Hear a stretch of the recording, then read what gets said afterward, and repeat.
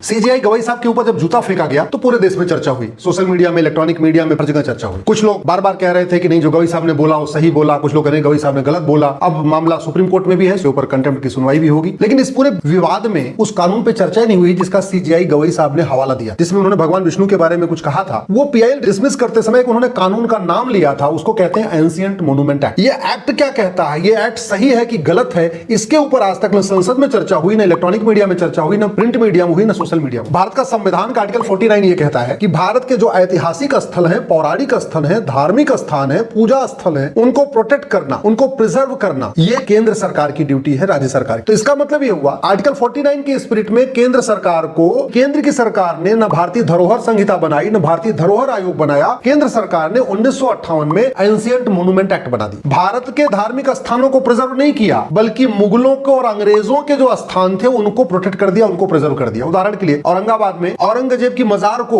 Ancient monument declare कर दिया। इसी तरीके से काशी, मथुरा, भद्रकाली, भोजशाला में एक बाकायदा सर्वे करा के उसको रिस्टोर करके प्रिजर्व करने की बजाय जो स्थिति थी उसी को ही एंशिएंट मोन्यूमेंट डिक्लेयर कर दिया। तो वही हुआ था खजुराहो वाले केस में, जब गवई साहब ने बोला था कि वो जो स्थान है वो एंशिएंट मोन्यूमेंट एक्ट से प्रोटेक्टेड है, इसलिए हम कुछ नहीं कर सकते क्योंकि कानून ने उसको प्रोटेक्ट किया। तरीका यह था, मूर्ति तोड़ी गई थी भगवान विष्णु की, सरकार की ड्यूटी थी उस मूर्ति को रिस्टोर करते, मूर्ति को पुनः स्थापित करते और फिर एंशिएंट मोन्यूमेंट एक्ट डिक्लेयर करते।